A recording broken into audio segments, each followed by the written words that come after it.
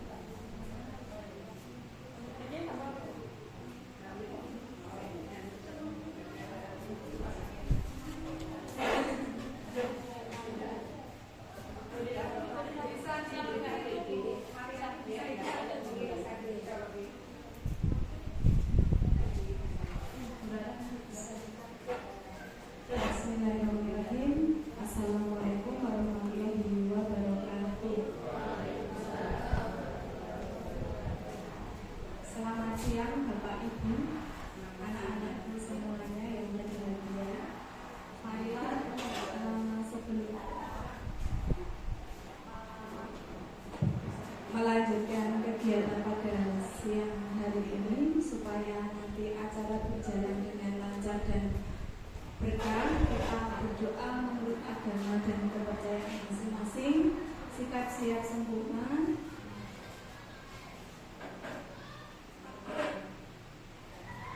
Berdoa mulai.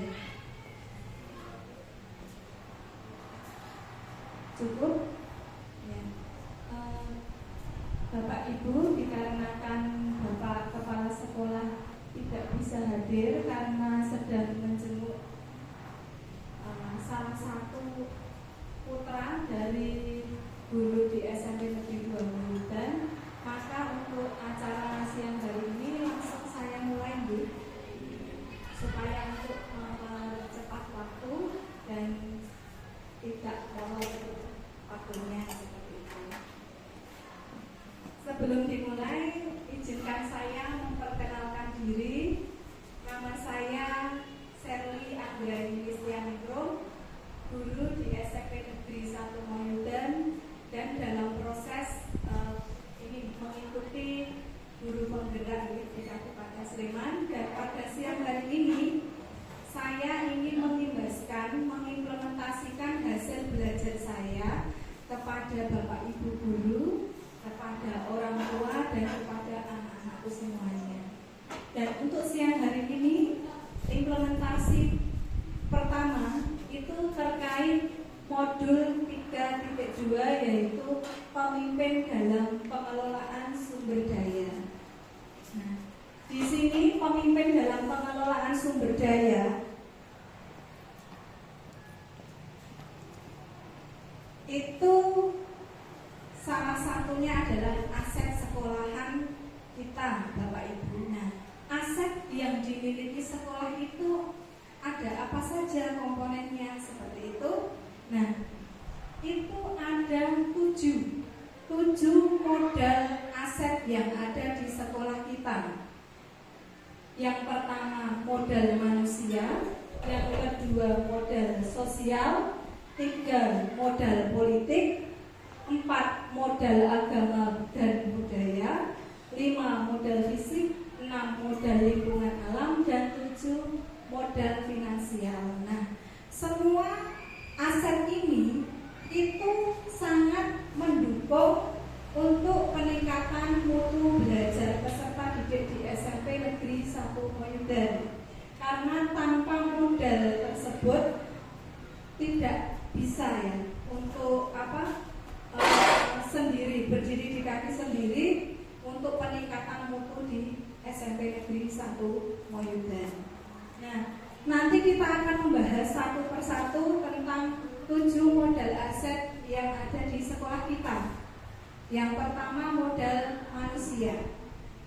Nah, modal manusia itu terdiri dari kepala sekolah, guru, tenaga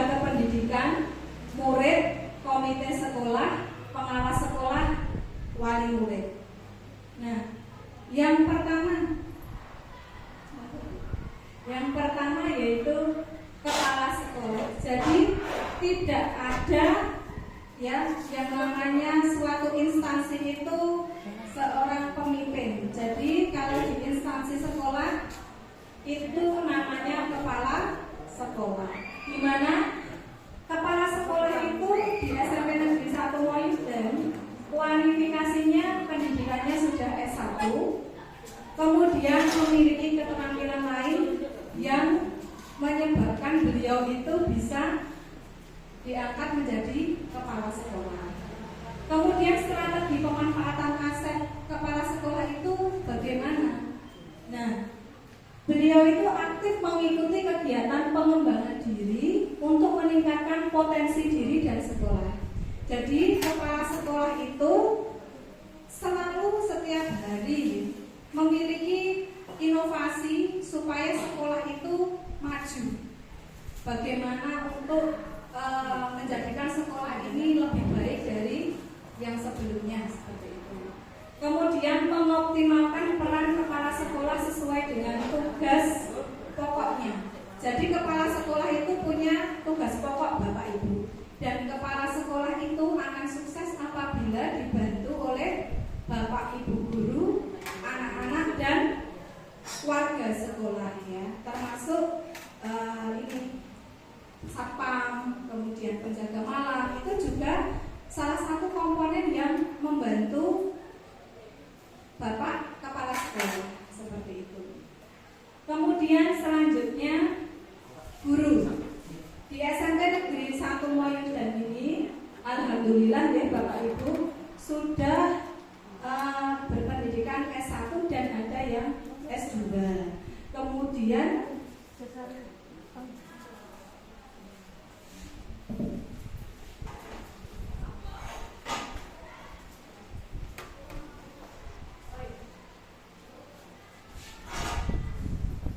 saya lanjutkan deh. Kalau guru di SMP Negeri 1 Moyuden ini sudah berpendidikan S1, kemudian sudah bersertifikat pendidik sebagian, kemudian sudah ASN ya, ASN ada yang PTTK, kemudian ada GTT, kemudian di sini juga sudah ada guru penggeraknya yang sudah menjadi guru penggerak, yaitu Ibu Titik Saryati ya, guru bahasa Inggris. Nah, kemudian untuk implementasi asetnya bahwa guru itu senantiasa meningkatkan potensi dirinya supaya guru itu bisa ini ya, terutama berpihak kepada anak.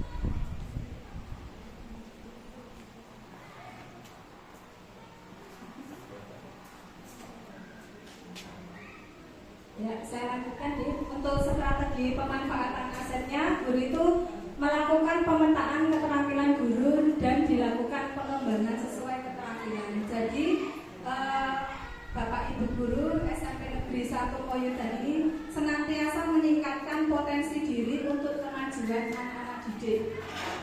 Kemudian mengikuti pengembangan diri melalui diklat, seminar dan lain-lain. Di sini Bapak Ibu guru senantiasa mengikuti BIMTEK nih.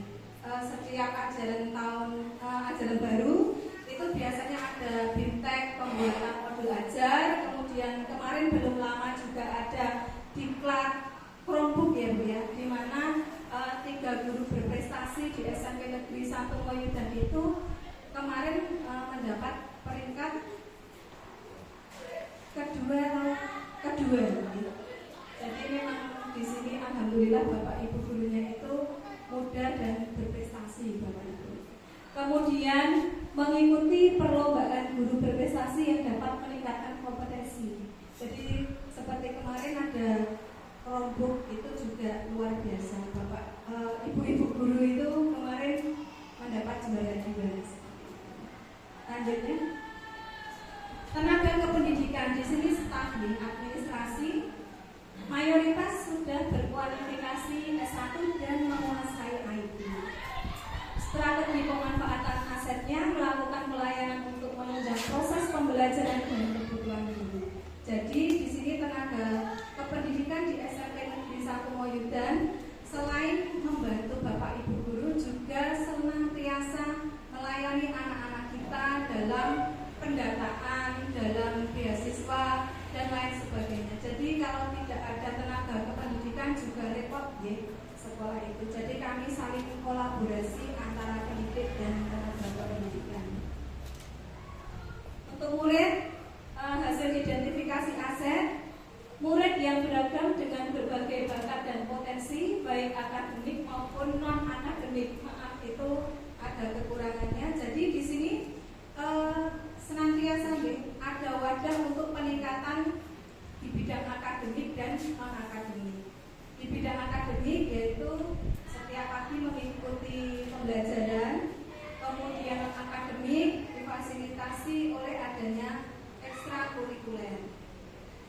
Strategi pemanfaatan asetnya, kondisi murid yang beragam dapat dikelola untuk meningkatkan kualitas dan mutu sekolah dengan cara memaksimalkan kemampuan murid agar berprestasi sesuai dengan bakat yang dimiliki. Jadi ada wadah, nanti misalnya ada yang suka voli, ada ekstra voli, ada yang suka karawitan, ada wadah untuk ekstra karawitan seperti itu. Lanjutnya, komite sekolah. Hasil identifikasi aset komite sekolah yang aktif. Alhamdulillah, di sini kita memiliki komite sekolah yang selalu membantu ya untuk kesuksesan SMP Negeri 1 Moyudan.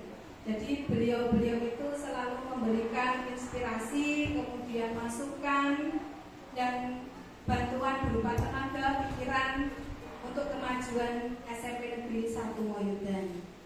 Strategi pemanfaatan asetnya berkolaborasi dengan komite untuk membuat program yang berdampak positif bagi murid.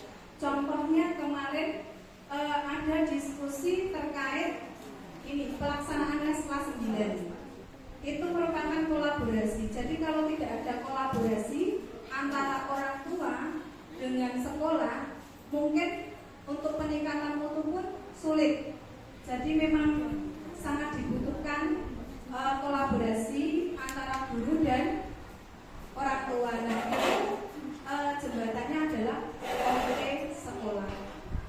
Strategi pemanfaatan aset yang kedua yaitu membantu dalam melakukan sosialisasi kegiatan sekolah kepada orang tua murid. Contohnya, jika sekolah itu akan mengadakan T5 selalu ya, nanti pihak sekolah ada diskusi dengan komite untuk menyampaikan kepada orang tua supaya apa yang direncanakan oleh sekolah itu bisa terrealisasi seperti itu.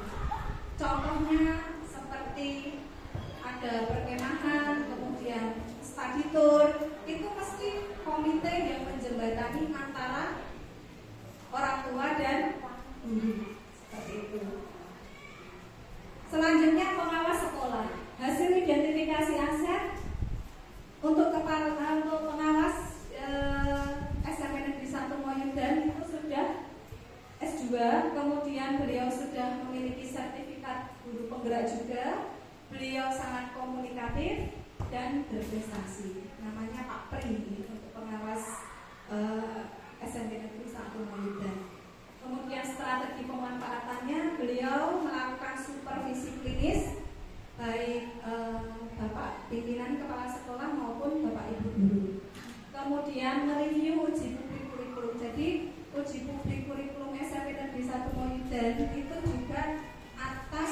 dan pendampingan dan pengawasan dari Bapak Pengawas.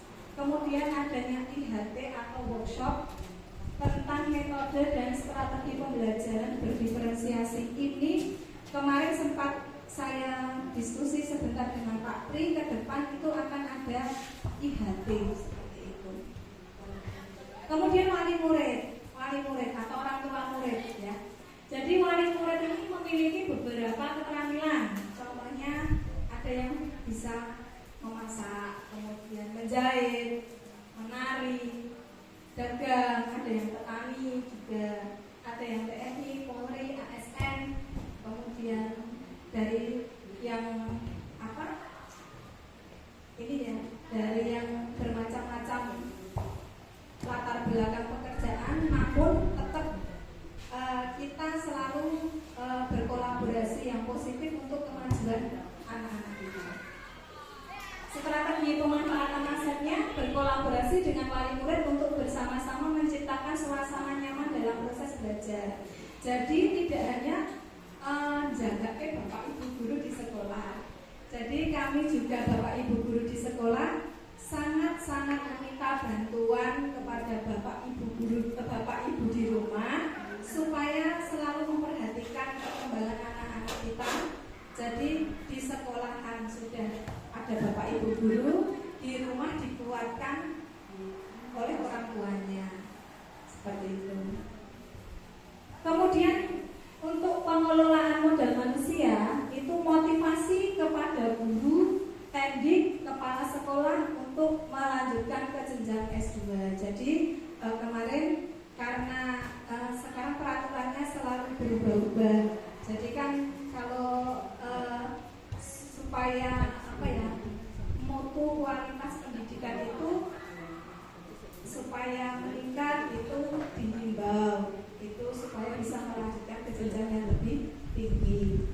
Kemudian murid berpartisipasi aktif dalam perlombaan baik akademik maupun non akademik, karena perlombaan-perlombaan yang diikuti anak-anak kita itu akan mendapat poin positif dari dinas pendidikan, masyarakat, dan kepuasan orang tua. Jadi orang tua itu puas, wah nyekolahke di Moyo dan satu itu anak saya berprestasi, anak saya maju, anak saya disiplin, seperti itu. Kemudian yang kedua, tadi kan modal manusia, yang kedua itu modal sosial Bapak Ibu. Nah asetnya itu mobil, jadi mobil itu kelompok belajar. Bapak Ibu guru mapel misalnya seperti bahasa Inggris itu nanti Bu Erni sama Bu Titi itu diskusi berdua, itu namanya kombel. Jadi diskusi membuat modul ajar atau LKPD itu untuk peningkatan kualitas pembelajaran di kelas. Kemudian sekolah memiliki rasa empati yang tinggi. Ya, di sini juga empatinya sangat tinggi. Kemudian lingkungan masyarakat yang mendukung. Jadi alhamdulillah lingkungan di sekolah kita itu sangat mendukung apapun kegiatan yang dilakukan sekolah kita. Strategi pemanfaatannya, guru aktif mengikuti kegiatan yang diadakan oleh Kombel MDMP untuk meningkatkan kompetensi. Jadi jika ada undangan MDMP per mapel itu mata pelajaran, selalu ya ada Bapak Ibu guru di SMP kita itu mengikuti. Dan itu nanti pengimbasannya akan berpengaruh pada pembelajaran di dalam kelas, seperti itu. Kemudian sekolah melakukan kegiatan sosial seperti bakti sosial, membantu korban bencana. Jadi jika misalnya ada bencana alam, biasanya nanti melalui Ibu Waryanti ya selalu mengumumkan untuk penggalangan dana dan diberikan kepada orang yang membutuhkan yang terkena bencana, seperti itu. Berkolaborasi dengan masyarakat untuk memantau perilaku murid di sekitar sekolah. Jadi SMP Negeri 1 Moyudan itu kolaborasinya sangat luar biasa dengan lingkungan sekitar. Jadi lingkungan sekitar itu jika ada salah satu murid misalnya nongkrong sampai malam gitu, nanti terus memberitahu, terus kadang membantu menasehati, mbok jangan malam malam, jaga nama baik sekolahmu, seperti itu. Jadi sangat bersyukur jika lingkungan di sekitar kita itu sangat kooperatif demi ini ya, anak-anak kita. Gitu. Kemudian pengelolaan modal sosialnya yaitu tadi ya, menjalin kerjasama dengan berbagai pihak, melakukan pertemuan Kombel dan MGMP secara berkala. Kemudian selanjutnya modal politik. Nah ini yang agak sensitif ya. Jadi aset, memiliki kerjasama yang baik dengan Puskesmas, PMI, Tapanewon dan Polsek setempat serta dinas-dinas terkait. Namun tetap dalam naungan dinas pendidikan, karena kita masih dalam naungan dinas pendidikan. Jadi tidak boleh ini ya keluar dari jalur. Strategi pemanfaatan asetnya itu menjalin kerjasama dalam melakukan pemeriksaan kesehatan peserta didik, pemberian pil penambah darah, vaksin dan imunisasi. Jadi kan kemarin itu anak-anak kita imunisasi ya, itu salah satu contoh modal politik ya. Kemudian anak-anak juga mendapatkan pil penambah darah itu untuk supaya tidak anemia seperti itu. Kemudian menjalin kerjasama penyelenggaraan kegiatan donor darah, pembinaan bagi ekstrakurikuler PNN. Nah ini kedepannya jika bisa itu akan diadakan ekstrakurikuler yang menuju ke PNN. Jadi supaya anak itu tahu aksi sosial sudah dimulai dari ini. Kemudian menjalin kerjasama terkait ketertiban lalu lintas, penyuluhan narkoba dan sadar hukum sejak dini. Terkait ketertiban lalu lintas bahwa anak-anak kita belum boleh menggunakan kendaraan bermotor saat sekolah nih, seperti itu. Kemudian bagaimana pengelolaan modal politiknya, yaitu menjaga hubungan baik yang terjalin antara sekolah, Puskesmas, PMI, Tapanewon dan Polsek setempat serta dinas-dinas terkait.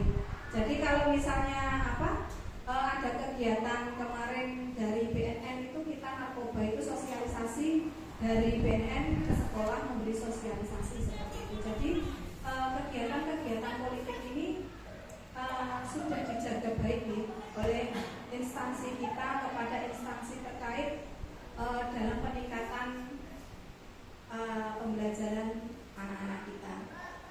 Kemudian modal agama dan budaya, asetnya ya yang kemarin terlihat itu PHBI, MPI, infak, gotong royong dan 95% murid berasal dari suku Jawa. Itu agama dan budaya. Strateginya peningkatan kompetensi dan membuka ruang belajar murid di luar kurikulum sekolah. Jadi jika ada yang memiliki bakat untuk artel, kemudian untuk hafalan Quran itu ada. Kemudian membangun rasa empati dari murid, membangun silaturahmi dan relasi sekolah dengan lingkungan sekitar sekolah. Kemudian suku Jawa itu kan terkenal dengan budaya ungguh-ungguhnya. Jadi sekolah juga dalam proses membentuk karakter anak-anak kita supaya lebih baik, lebih punya subosito seperti itu. Terus pengelolaan modal agamanya yaitu menjaga kerukunan antar agama, melestarikan budaya kearifan lokal yang ada di sekitar. Modal fisik, aset, ruang kelas beserta fasilitasnya, ruang kepala sekolah, ruang guru, ruang TK, perpustakaan, laboratorium dan sampai ke buku sumber belajar. Strategi pemanfaatan asetnya, ruang kelasnya bersih, nyaman. Itu setiap pagi atau sepulang sekolah anak itu melakukan piket supaya paginya itu tidak keperusuh ke sekolah untuk piket. Jadi diusahakan kelas itu selalu bersih sehingga anak-anak dalam belajar itu nyaman Bapak Ibu. Kemudian penyelenggaraan kegiatan pengembangan guru maupun murid juga ada. Kegiatan yang berhubungan dengan IT juga berjalan dengan baik di sini ya, karena di sini ada pelajaran TIK.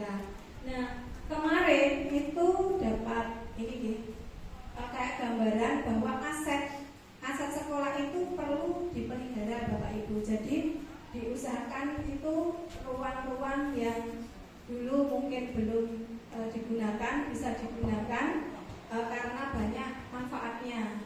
Contohnya misalnya kalau sakit, jadi UKS-nya tetap bersih walaupun tidak hanya hari Senin saja yang misalnya ada yang sakit saat upacara seperti itu. Jadi setiap hari itu ada kebersihan di ruang-ruang tertentu seperti itu. Pengelolaan, ini melakukan perawatan secara rutin terhadap sarpras sekolah sehingga tidak dibersihkan itu hanya saat digunakan. Kalau bisa itu jangan. Terus lingkungan alam. Nah, ini ada taman sekolah, kebun sekolah, lahan yang luas dan produktif. Taman sekolah ini saya lihat itu yang dekat parkiran Bapak Ibu tadi. Itu kan ada taman kecil, kemudian di logo, kemudian kebun itu di dekat gor. Selatan kelas 9 itu ada kebun tanaman pisang walaupun beberapa seperti itu. Kemudian strategi pemanfaatannya, pengoptimalan fungsi taman ya. Jadi kalau tamannya itu terawat itu kan enak dilihat, bunga-bunganya mekar selalu, jadi bisa untuk foto anak-anak, foto tamu yang datang seperti itu. Kemudian mengoptimalkan taman, itu sumber belajar siswa. Contohnya kemarin kalau IPA itu fotosintesis itu membutuhkan daun hijau dan bunga. Perbedaan yang ditutup itu bunganya sama daunnya itu yang mana, itu kita menggunakan taman depan situ. Kemudian pemanfaatan lahan produktif untuk mengajari murid berwirausaha dan memanfaatkan apotek hidup. Ini baru dirintis oleh Bu Rina karena kemarin depan lab ini mulai ditanami empon-empon sama sayuran yang awet, tidak langsung dipanen langsung dibuang itu enggak. Jadi kemarin kita menanam terong ya Bu Rina ya, terong, tomat itu, tapi dalam proses pertumbuhan. Kemudian modal lingkungan alam sekitar, aset dekat dengan sentra pembuatan genteng karena Godean dekat Godean di mana produksi genteng itu banyak. Kemudian dekat dengan persawahan penduduk, di mana kalau sekolah kita ada jalan-jalan itu biasanya melewati sawah-sawah penduduk yang mungkin akan menambah kesegaran pikiran anak kita saat jalan-jalan. Terus pengelolaannya berkolaborasi dengan masyarakat sekitar itu terus dilakukan dari SMP kita.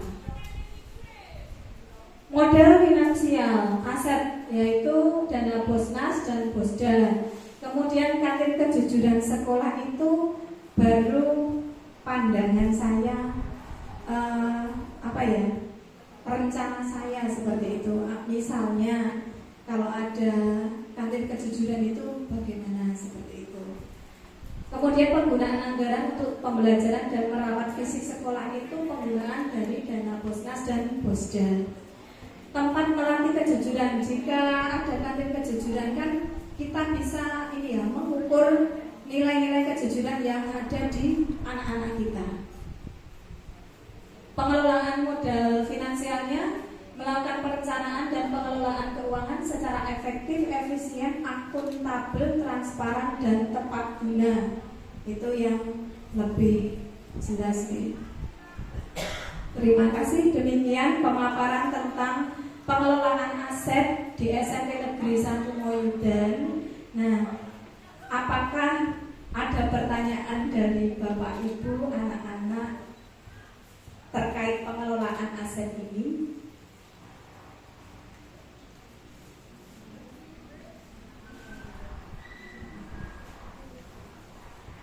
Kalau tidak ada pertanyaan, saya yang mau bertanya. Jadi kalau nggak ada pertanyaan, saya yang bertanya, dan saya ingin membagikan nanti sticky note kepada Bapak Ibu. Nanti tolong dari 7 model aset yang sudah saya paparkan tadi, tuliskan 5 modal aset yang sudah saya jelaskan tadi, ya, beserta contohnya. Nanti saya tunjuk, kemudian dibaca apa tulisan yang Bapak Ibu tulis di sticky note, nggih?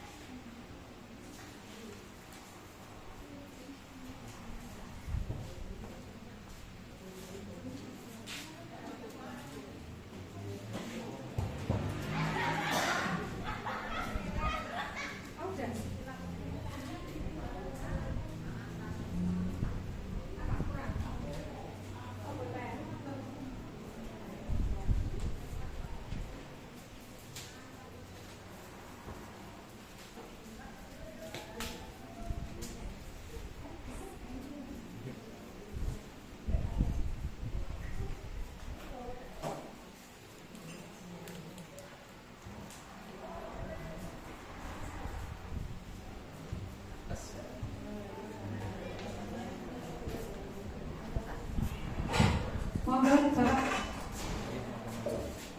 Di depan sini saja, Pak. Aku bukan.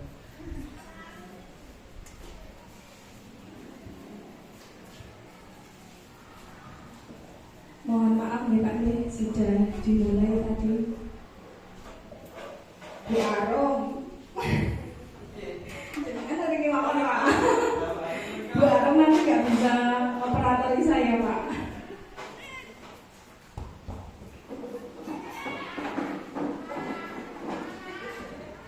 Atau adakah yang berkenan untuk jadi relawan yang Bapak Kerso? Ayo, sudah Bu?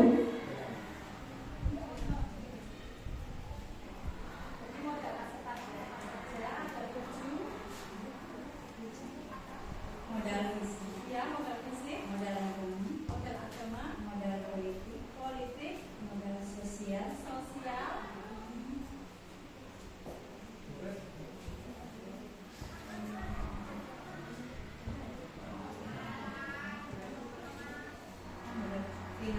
finansial. Jadi sudah dimulai. Ada yang lain dari anak-anak? Puput, ingat nggak? Moira? Enggak. Angga? Mama? Siva?